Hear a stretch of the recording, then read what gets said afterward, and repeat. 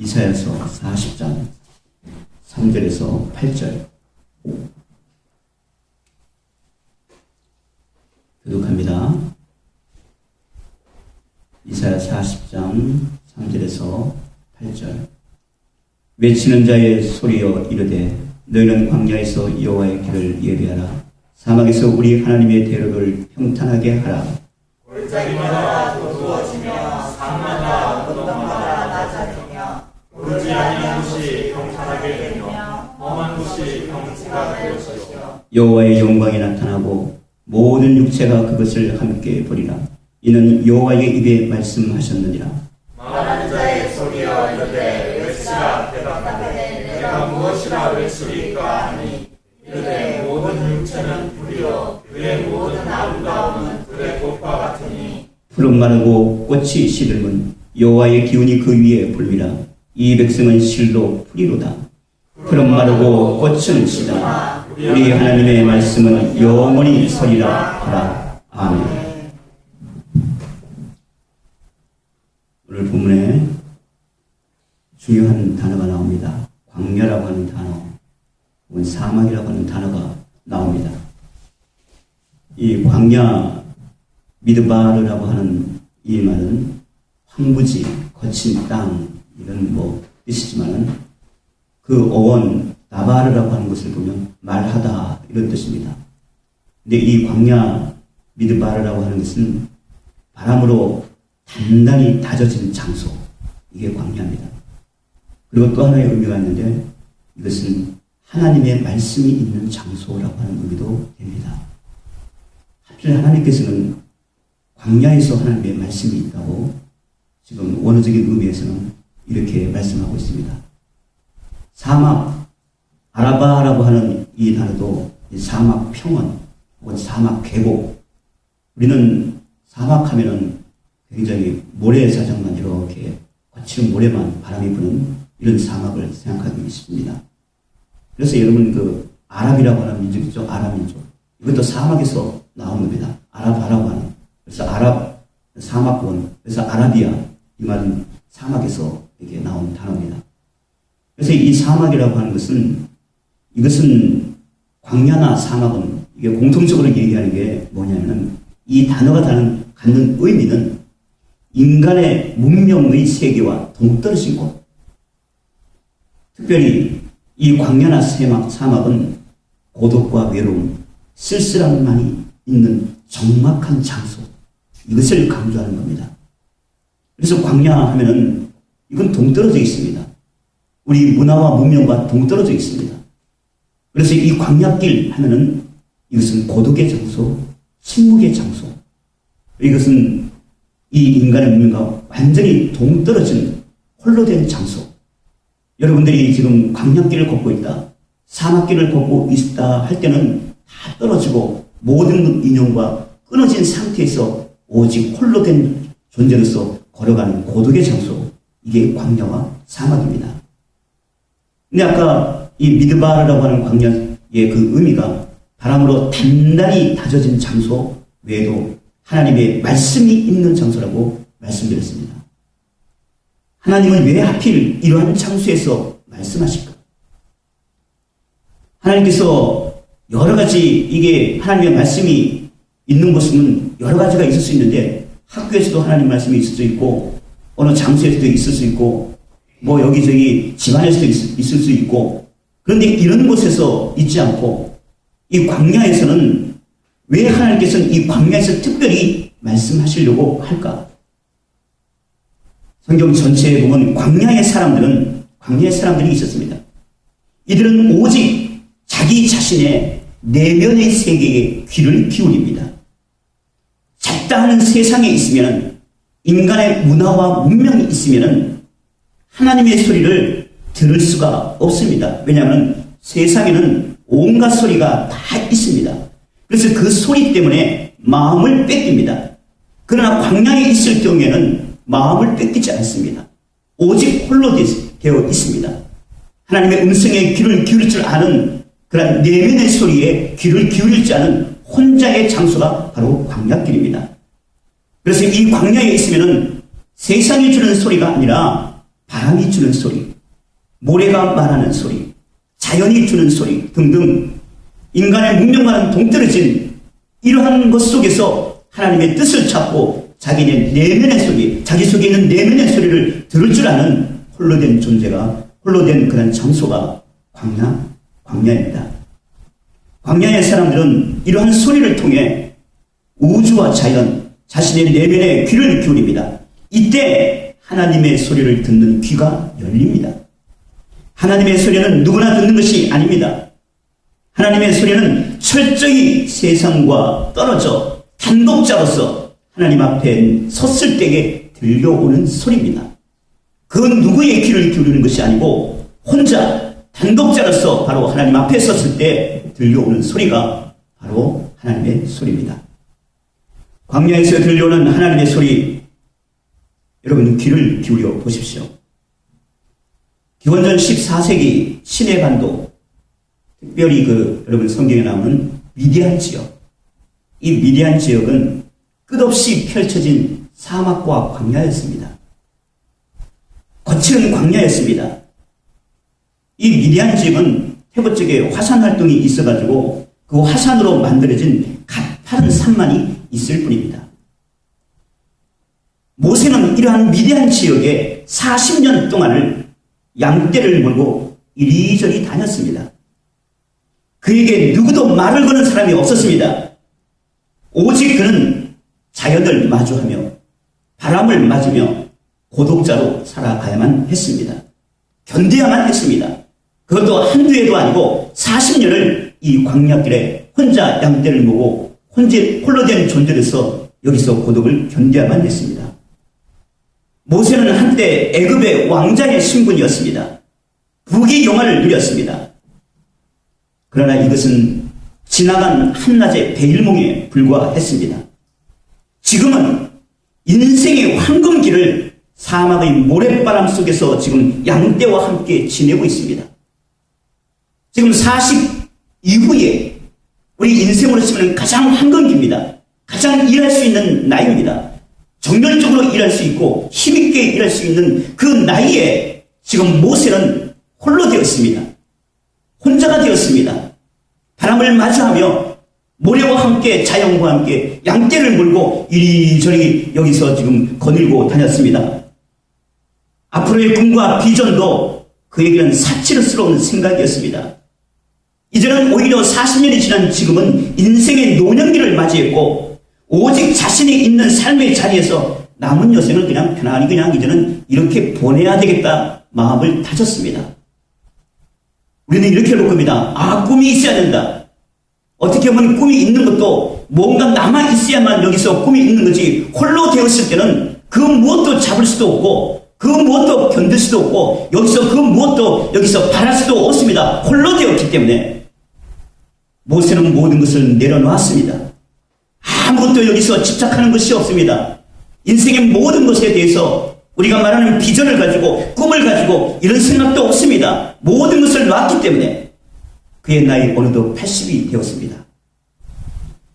어느 날 모세는 양떼를 몰고 한 번도 가보지 않은 곳을 찾아갑니다. 그날따라서 모세는 어떤 생각을 가졌는지 그쪽은 한 번도 안 가봤어. 그래, 오늘은 한번 이쪽을 한번 가보자. 출애굽기 3장 1절에 보면은 그 떼를, 양떼죠. 그 떼를 광야 서쪽으로 인도하여 하나님의 산 호렙에 이르니라고 합니다. 근데 이 말은 조금 부정확합니다. 이 말의 원뜻은, 이 말의 본래의 뜻은 양떼를 몰고 광야를 지나서 더 이상 전진할 수 없는 막강한 곳에 이르니 그곳은 하나님의 산 호렙이었더라. 이렇게 말하는 겁니다. 더 이상 갈 데가 없어. 그래서 오늘 날은 그때는 한번 끝까지 가보자. 한 번도 가보지 않은 곳에 한번 가보자. 성경은 여기서 하나님의 산 호렙이라고 얘기했지만은 모세는 이걸 모릅니다. 양떼를 모는 데까지 몰아서 이제는 막장 골목까지 아마 자기 자신의 삶의 어떤 모습과 이렇게 오버랩되는 그런 장면이었을 겁니다. 삶의 무료함과 육신의 노쇠로 지친 모세는 이날 특별한 생각을 합니다. 그래, 한 번도 가보지 않았지? 그래도 한 번 가보자.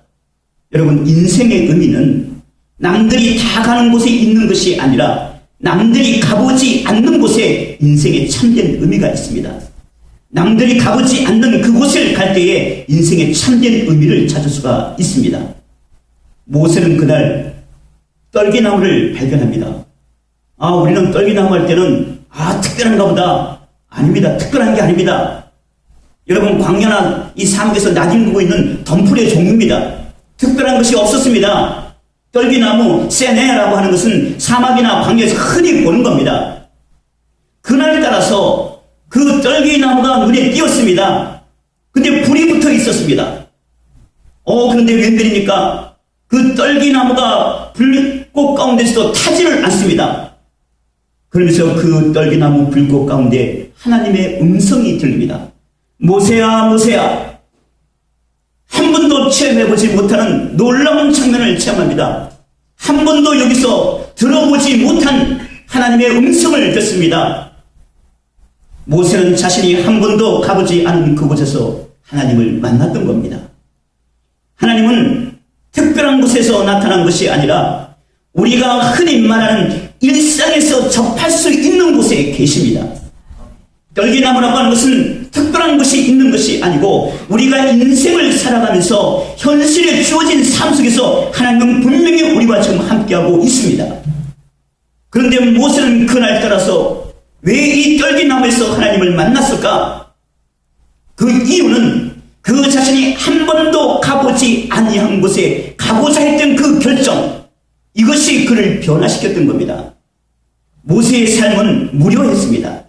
모세의 삶은 모든 것이 지쳐있고 모든 것이 포기된 상태입니다. 그러나 그날 따라서는 한 번 가보지 않은 그곳에 한 번 가보자는 겁니다. 이것은 그의 내면의 세계가 바뀌어졌던 겁니다. 그의 내면의 세계가 현실의 삶에 안주하는 것이 아니라 이 현실의 삶에서 내 마음의 자세와 인생을 향하는 이 눈을 한번 바꿔보자는 겁니다. 한번 새로운 관점을 보자는 겁니다. 한번 새로운 모습으로 한번 가보자는 겁니다. 그랬을 때에 그 떨긴 나무가 바로 새롭게 보였던 겁니다. 하나님은 어디에나 있습니다. 그러나 모세가 달라졌기 때문에 일상생활에서 흔히 보는 그 떨기나무 가운데서 하나님을 볼 수 있는 눈이 열렸던 겁니다. 그리고 하나님의 음성을 들을 수 있는 귀가 열렸던 겁니다. 이것은 외부의 환경이 달라진 것이 아닙니다. 모세는 그 자리에 있습니다. 그리고 그 자리에 미디안 이 광야 지역에서 40년을 지금 여기서 여기저기 안 가본 곳이 없었을 겁니다. 그러나 그날따라 지금 모세의 내면의 세계가, 마음의 자세가 완전히 바뀌어졌던 겁니다. 모세의 내면의 세계가 변화된 것입니다. 모세는 하나님의 음성을 들을 수 있는 귀가 드디어 열렸고 하나님을 바라볼 수 있는 눈이 드디어 여기서 열렸던 것입니다. 우리들 성도들이 하나님을 만나는 것은 광야입니다. 이 광야에서 하나님을 만나야 합니다. 이 광야에서 우리는 하나님의 소리가 되어야 합니다. 이 광야는, 신앙의 길은 누가 대신해 주는 것이 아닙니다. 신앙의 길은 누가 대신 가주는 것이 아닙니다. 하나님과 나 단독자로서 만나야만 됩니다. 자기 자신 스스로가 찾아가는 것입니다. 침묵과 고독 속에서 묵묵히 가는 것입니다. 끊임없이 묻는 것입니다. 모세가 광야에서 단련이 되었듯이 다윗은 광야의 삶 속에서 훈련을 받았습니다. 이스라엘 선지자 엘리야는 광야에서 하나님의 능력을 체험했고 세례 요한은 유대의 광야에서 메시아를 준비했습니다. 사도 바울은 광야에서 그의 복음생의 모든 근간이 되는 신앙과 신학의 정립, 이곳이 바로 아라비아 광야였습니다. 모든 자들은 광야에서 하나님의 역사를 여기서 체험했던 것입니다. 우리에게 광야는 어디인가? 오늘 지금 이 자리에 있는 우리에게 광야는 어디에 있는가? 우리가 하나님을 만나는 장소는 어디에 있어야만 하는가? 그것은 특별한 것이 아닙니다. 그것은 우리의 일상의 삶 속에서 있습니다. 일상의 삶 속에서 우리가 여기서 우리의 마음 자세가 과연 어떻게 변화가 될까? 이것이 오늘 지금 이 광야가 미드바라가 주는 우리의 인생의 의미가 되는 것입니다. 우리의 일상의 생활은 그래서 소중합니다. 우리의 삶의 터전은 너무나 귀한 것입니다. 하루하루를 살아간다는 것이 얼마나 소중하고 귀한 것인지 모릅니다. 이것을 헛되게 보내면 안 됩니다. 바로 지금 우리가 서 있는 삶의 자리에서 하나님을 만날 수 있습니다. 이 인생의 광야, 여러분 인생은 광야길입니다. 우리가 많은 종교서적, 명상서적에 보면 인생에 대해서 많은 표현을 합니다. 그런데 이런 대목이 있습니다. 한 이불을 덮고 자는 부부 간에도 외로움을 느낀다. 이런 대목들이 있습니다. 아무리 좋은 아주 친한 친구 간의 사이라도 혹은 부부 간에 아무리 금실 좋은 부부라도 인생은 여기서 혼자 된 외로움을 느끼는 것이 바로 인생이다. 이런 문구들이 이러한 종교서적이나 명상서적에 많이 나오는 대목입니다. 무엇을 말합니까? 인생의 길은 혼자 가는 겁니다. 혼자 가는 이 길, 이것이 광야길입니다. 그렇기 때문에 이곳에서 우리가 일상의 삶 속에서 하나님을 만나야 됩니다. 그래서 일상의 삶, 이 삶이라고 하는 것은 이 소중한 삶을 위해서는 우리는 이 삶을 왜 살아가야 되는지, 우리가 가는 길이 어디에 있는지, 목적은 어디에 두고 있는지, 나는 도대체 누구이고 내가 이것을 왜 해야 되는지에 대한 모든 삶에 대한 참된 의미로 채워져야만 됩니다. 이러한 의미 없이 여기서 그냥 되는 대로 살아가는 것은 사는 것이 아닙니다. 물질 문명이 지배하는 지금의 이 세계에서 의미 있는 삶, 참된 삶, 가치 있는 삶, 보람된 이 삶을 여기 붙잡고 살아간다는 것은 만만치가 않습니다. 왜 그럴까요? 지금 이 세계는 인간의 정신과 영혼을 흐트러뜨리고 물질의 노예가 되게 만들고 여기서 구속을 받게 하고 우리들의 눈과 귀를 가는 수많은 유혹들이 있고 안목의 정욕, 이생의 자랑, 육신의 종교로 여기서 물들은 이런 수없는 유혹들이 우리 속에 지금 널려 있기 때문에 참된 의미로 채워지는 참된 신앙의 길을, 순례의 길을 가는 것이 결코 만만치가 않습니다. 그러나 우리의 삶의 참된 가치와 의미를 우리가 깨닫지 못한다면 그것은 사는 것이 아니라 호흡에 불과합니다. 여러분, 산다고 하는 것은, 삶이라고 하는 것은, 산다고 하는 것이 나오는데 우리 모든 인생은 태어나면서부터 죽음을 향해서 갑니다. 호흡만 하고 갈 것인지 인생의 우리의 참된 의미와 영적인 부분과 신앙적인 의미 속에서 과연 내가 살아가는 참된 의미와 하나님의 소리를 들으며 하나님의 모습을 보는 그런 놀라운 깨달음 속에서 살아갈 것인지, 이것은 우리의 마음의 자세, 깨달음에 달려 있습니다. 삶의 의미와 깨달음이 없는 인생은 오늘 본문에 말합니다. 들의 꽃과 같다. 오늘 6절 7절에 보면 인생이 뭐냐? 바로 들의 꽃이다. 풀이다. 잠시 있다가 쓰러져가는, 여기서 우리 인생을 말하고 있습니다. 잠시 있다가 쓰러져가는 들의 꽃과 풀과 같다. 여호와의 기운으로 말미암아 모든 것은 이렇게 한순간에 잠시 있다가 갈 뿐이다. 다 시대를 뿐이다. 우리 인생은 시대로 갑니다. 우리 인생은 잠시 있다 갑니다. 아침 안개와 같이 잠깐 있다가 없어지는 것이 인생입니다. 우리 인생의 삶 속에서 우리를 기억할 사람은 아무도 없습니다. 잠시 왔다 가는 이 인생에서 수많은 바닷가의 모래알처럼 그렇게 많은 수많은 인생들이 있지만 기억하는 사람이 없습니다. 영웅들이야 여기서 기록에 남겠지만은 평범한 여기서 범인으로 살아가는 우리들에게 있어서는 기억할 자 아무도 없습니다. 그러나 우리를 영원히 기억하게 하고 우리가 영원히 남는 한 길이 있습니다. 오늘 본문 8절에 보면 여호와의 말씀은 영원히 서리라. 말씀을 붙들고 있는 한 우리의 삶의 의미는 참된 가치가 있는 것이고 의미가 있는 것이고 우리의 삶은 영원할 것입니다. 다니엘서에 나온 것처럼 하늘의 별처럼 영원히 빛날 것입니다. 그것은 뭘까? 호흡하는 인간이 아니라 삶을 살아가는 참된 깨달음을 얻는 그런 삶을 살아갈 때 우리 인생의 광야에서 영원한 그런 기억으로 남는 것입니다. 19세기 영국의 대표적 작가 스티븐스는 이 세상에 두 가지 형태의 인간이 존재한다고 말합니다. 하나는 알프스 산을 오르는 등산가로 말합니다. 그런 길을 만들며 높은 곳을 향해 올라갑니다. 힘들고 지치지만 포기하지 않습니다. 오직 저 높은 곳을 향해서 가야만 합니다. 왜 올라가야 될까? 우리는 등산가들에게 왜 올라가야 될까? 뭐 답이 있을 수 있지만은 왜 올라가야 될까? 그 이유는 모릅니다. 다만 정상에 섰을 때 말로 표현할 수 없는 인생의 기쁨과 감격을 누리기 때문에 답이 있어서 가는 것이 아니라 우리 인생길은 답을 찾기 위해 가는 것입니다. 답을 찾기 위해 올라가는 것입니다. 당장 우리가 사는 지금 이 인생 속에서 모든 의미를 깨달을 수는 없습니다. 다만 올라가야 되기 때문에. 왜 올라갈까? 그곳에 답이 있기 때문에. 그곳에 말로 표현하지 못하는 기쁨이 있고 감격이 있고 영혼의 소망이 있기 때문에 올라가는 것입니다. 인생에는 답이 없습니다. 인생의 우리 모든 인생들을 보시죠. 누구는 뭐 때문에 이렇게 되고 저렇게 되고 그렇게 답을 말하지만 그거는 일부분의 한쪽만 바라본 겁니다. 인생에는 답이 없습니다. 정답이 이것이다 하는 것이 없습니다.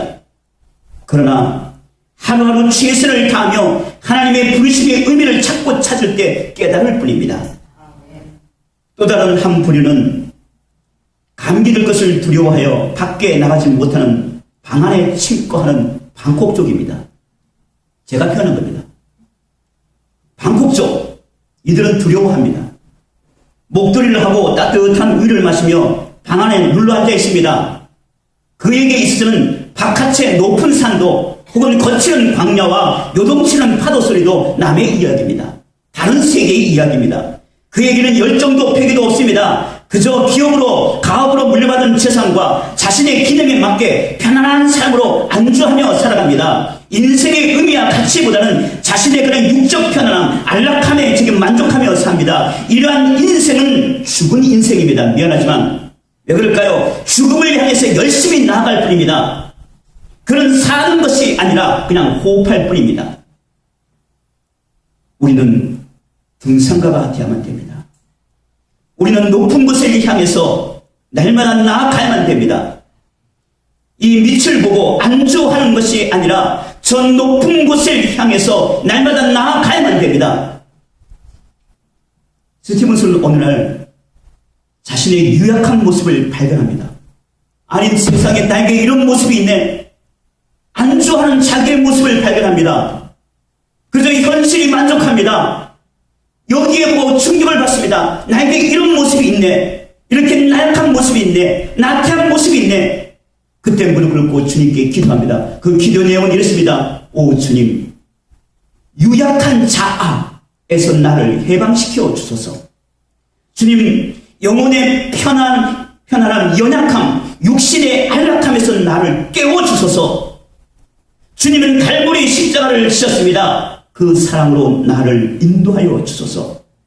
나에게 다시 한번 불붙는 열정을 주시고 나를 이 썩어져 없어질 흙덩이에 묻히지 않도록 나를 꺼내 주소서. 스티븐슨의 기도입니다. 베드로전서 3장 8절에 보면은 주께서는 하루가 1000년 같고 1000년이 하루 같은 이 한 가지를 잊지 말라고 지금 성경은 말씀하고 있습니다. 무엇을 말하니까 이것은 우리 인생이라고 하는 것은 시간을 사는 게 아닙니다. 80년을 살았다, 오늘로 말하면 100년을 살았다, 이 시간을 말하는 것이 아니라 영원을 사는 겁니다. 영원 속에서 몇 년을 살건 영원이라고 하는 관점에서 보면 하루나 1000년이나 똑같습니다. 하루를 살다가든 1000년을 살다가든 영원이라고 하는 거 보면 이건 한 경점과 같아. 혹 찢는 경점 같아. 별게 아니야. 똑같습니다. 우주의 관점에서 보면 이 지구라고 하는 것이 먼지에 불과한 우주의 관점에서 보면 그 속에 사는 인간은 보이지도 않아. 여기서 네가 살았니 내가 살았니 복닥복닥하고 하지만은 이건 굉장히 웃기는 얘기야. 이와 같이 1000년이 하루 같고 하루가 1000년 같은 이 한 가지를 잊지 말라고 했을 때 너희는 시간 속에서 살지 말고 영혼 속에서 살라고 하는 성경의 말씀입니다. 영혼 속에 어떻게 삽니까? 의미로 채워지는 겁니다. 그 의미를 지금 헬라어로 로고스라고 얘기하는 겁니다. 이게 말씀입니다. 말씀을 보여잡는 겁니다. 이것은 의미, 이건 말씀입니다. 영원한 것이 있습니다.